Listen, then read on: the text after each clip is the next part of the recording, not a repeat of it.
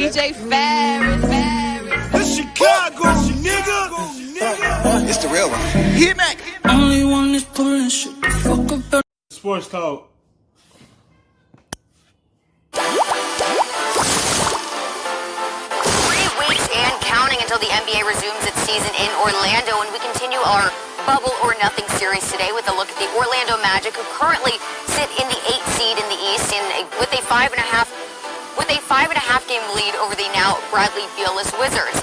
This young group, led by Aaron Gordon and Markelle Fultz, is looking to make consecutive playoff appearances for the first time since reaching the postseason in 6 straight years from 2007 to 2012. Now, one thing to note is Markelle Fultz is delaying his entry into the Orlando bubble due to a personal issue, not at all COVID-19 related, and that is according to the Orlando Sentinel. Now, Jay Will, you're back with us here. Stephen A., I'll start with you. Fultz, as we know, he's resurrected his playing career with the Magic after a disappointing start with the Sixers. So what does he need to do now to avoid being labeled a bust? You know why he was going to be labeled as a bust? Why would the Sixers draft another point guard and now they had a point guard, Ben Simmons? He was sitting behind an all-star guard. They wasn't about to move Ben Simmons too small for. They shouldn't have drafted Markelle Fultz. That's why he couldn't really build and get momentum of developing into a good guard. That stopped his growth because you sit behind and they already got their franchise point guard. So that was the dumb move for them to draft another point guard when you already have one. Then y'all drafted him number 1. So when you draft a player number 1 overall, they have to be in the starting lineup. No ifs, ands, or buts about it. They have to be in there. And that's why he couldn't really develop, because he was already behind an all-star guard. Right here with Orlando, now he could develop and grow with this team because he know he's the point guard of this team. He's in the lineup. Now he could develop with the Magic. Magic know it's something there. He didn't have the chance to do it because who he was sent by in Philadelphia.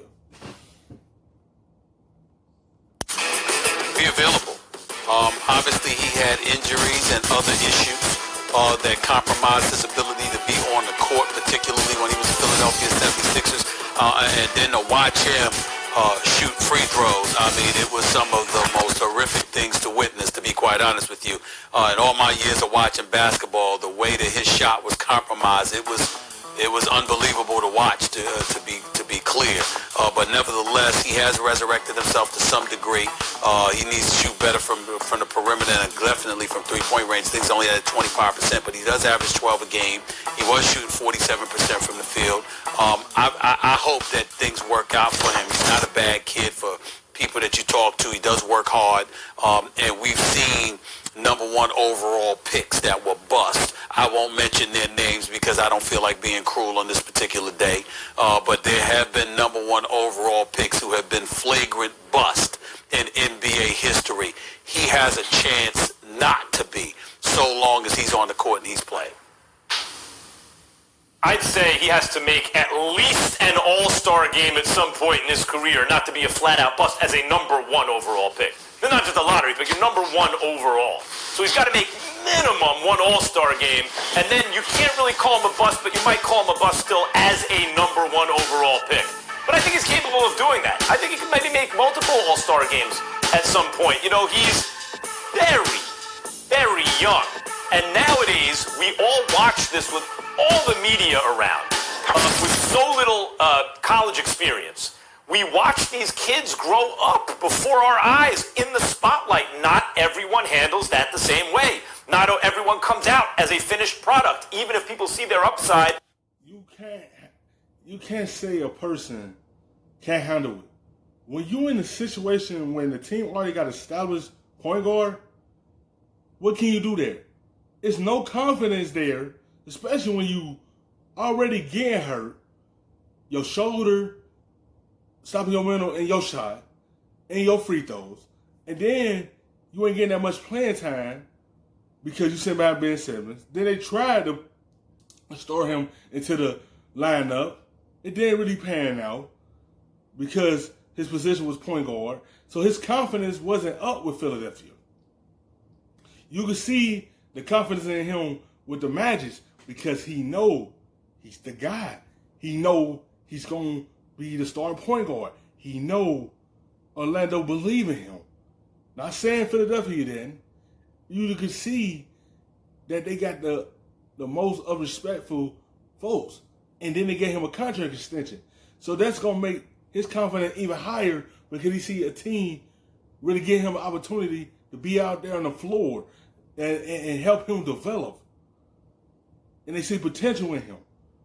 That's why they're glad to get him because now he could really play in his position. He really could be the focal point of the point guard position. And that's why you see the difference in him in Philadelphia. Now the difference with him with the Magic. If you already got that player established there, don't get him the same guy in the same position. Especially at the number one pick when you already got a guard in front of him that's an all-star. So they draft them maybe ahead of where they should go. You know, not everyone's as precocious as Jason Tatum, let's say, who looks so polished. Or obviously Luka, who's a superstar already. Or Zion, who's a phenomenon. That ain't Markelle Fultz. You naming these guys, when these guys already know they was the focal point of this teams. Pelicans already know Zion was the guy to become their star and they face of the franchise. Same thing with Luka. Dallas already know he was going to be the face of the franchise. That's why they finally put him in, and now the team is turned over to him. Tatum, he already know Boston was already going to have him in the lineup. They already know he was going to try to be the focal point of the team. You can't put Markelle Fultz in that category because them teams already know them guys are going to be stylists. They already know those the guys they want to build a team around. So Philadelphia already had a team built around Embiid and Simmons. It wasn't going to be built around Markelle Fultz. So you can't really compare them to them. He needed to be the focal point at his position, and now he is. But given his age, 21, and given his trajectory, he's getting much better quickly at this point. I think he could make a couple all-star games in his career, and at that point it's kind of tough to call a guy a bust. You know, look, the kid is talented. I think this year has been a big year for him. Got a couple triple-doubles. He's really starting to find his swag offensively. S.A., I'm with you. The one thing that is a burning image in my mind is just the shooting woes and some of the injuries that he's had and the psychological aspects of the game that a lot of people were digging deep on as it related to him. But I give him a lot of credit in today's age to bounce back after going through all that ridicule and criticism. It takes a lot of courage to do. You know, I don't know if he becomes like a bust like other players that we're talking about, but I do think the kid has talent, and I do think he still has potential, and that potential, considering his age, still being so young, I still think we have a long way to go before we can call Markelle Fultz a bust. Well, I would agree with you here. I would tell you. Yeah, if he wouldn't have never got the opportunity to go to the Magic, then you could call him a bust. Because how it was going to Philadelphia, it was looking that way because the position he was in. That's why I say he's going upward, because he got another opportunity to showcase what he could do on the floor. Now that he's fully healthy, he stay on the floor. He can do nothing but keep rising up and climbing in that house and showcasing what he could do. Like, you could see he was going to be a bust if he would have stayed in Philadelphia, because who you was sitting behind, and then they had to put you in a different position and had you and Ben Simmons on the floor together, and they felt like it didn't work. It didn't, because Markelle Fultz needed to be the person to be the true point guard. But they already had that guy they was building around. And he would stay in Philadelphia, you could say he was a bust. We was just going to move him to the side and say he was just a waste. And that's how it was going to be if he would have never got to Orlando. Once he got to Orlando, They move over Augustine and put Markelle Fultz in the starting line as the point guard. Now he know he's the focal point at his position now. Guys, it's kind of embarrassing. Hold on, Max. It's kind of embarrassing when your actual free throws force team violations into the lane prematurely because of the jerk. I'm with you. I mean, it was right in here. the only thing that I can come up. The only thing that I can come up with as an equivalent is Charles Barkley swinging a golf club, something along those lines. That hiccup or whatever, that hitch, whatever the hell you want to call it.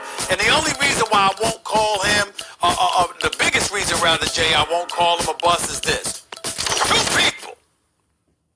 Damn it, I'll say it.